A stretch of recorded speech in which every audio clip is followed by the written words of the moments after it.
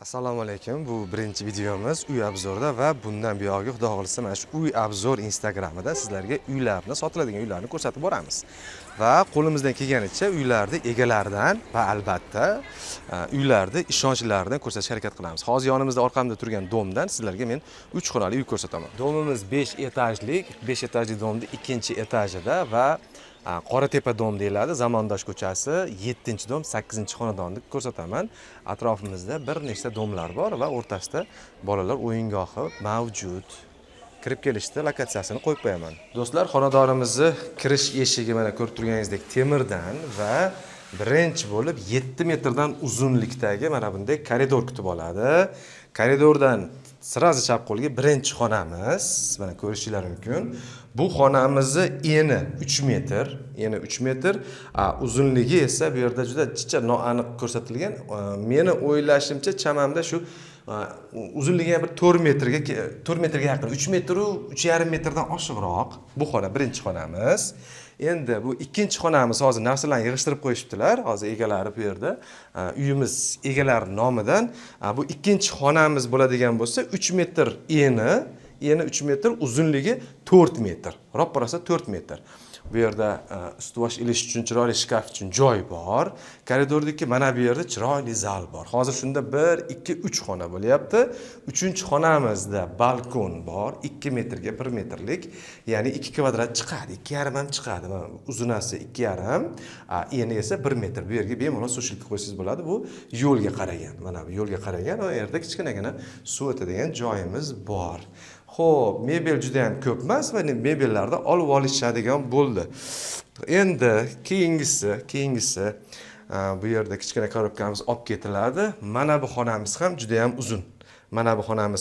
Juda ham uzun. Buni uzunligi 5 metr 15 santimetrga, eni 2 metr 80 santimetr. Ya'ni 280 ga 515. Mana bu uzunasi 515. Konditsioner olinadi, televizor olinadi, xolodilnik olinadi, kir yuvish mashinasi olinadi. Bular qoladi. Bu mebellar qoladi. Duv konturni uyda isitish, sovutish va issiq suvlarimiz duv konturga qilingan, tayyor.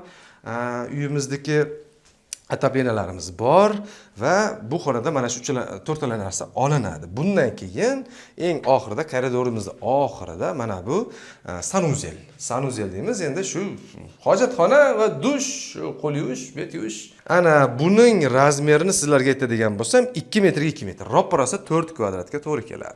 Endi uyimizning boshqa ma'lumotlarini hozir sizlarga beraman. Ana endi eng asosiysi bu uyimizda avval yashalgan, 1-2 yil yashalgan va hozirda ham shundoq kirib yashasa bo'ladigan holatda. Endi bu uyimizni narxiga keladigan bo'lsak, agar uyni oldi sotdi qilib nomingizga o'tkazib oladigan bo'lsangiz, uyimizning narxi 800 million so'm ekan.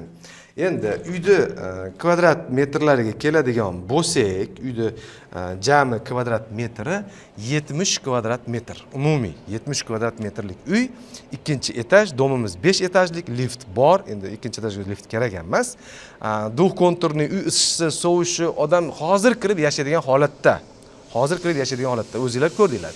Endi bu uyimizga agar 35 ming dollar berib oyma-oy men kreditini to'lab ketaman desangiz, 5 yili to'langan, 15 yil qolgan, 2027-yildan oyiga to'lov 3,5 millionga chiqadi. Hozir 2700 ming atrofida deyishdi. 2700 mingdan har oy to'laydigan bo'lsangiz, 35 ming dollarga bu uyni olishingiz mumkin.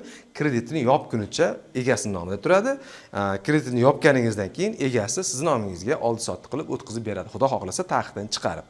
Uyda egalari menimcha juda yaxshi insonlar. Ko'rinishdan, suhbatdan men juda ham qattiq ularga garantiya bera olmayman, lekin Xudo xohlasa bunaqangi va bundan boshqa va sotishni xohlagan va olishni xohlaganlar uchun qo'limizdan kelgancha xizmatdamiz. Bundan buyog'i shunaqa uylarni ham sizlarga ko'rsatib turaman degan umiddaman. Buning uchun obuna bo'lib, yurakcha bosib, like bosib, kommentariyada yozsalaring, yana ko'rishamiz Xudo xohlasa. O'zingizlar ehtiyot qilinglar, shunaqa gaplar yashasin O'zbekiston.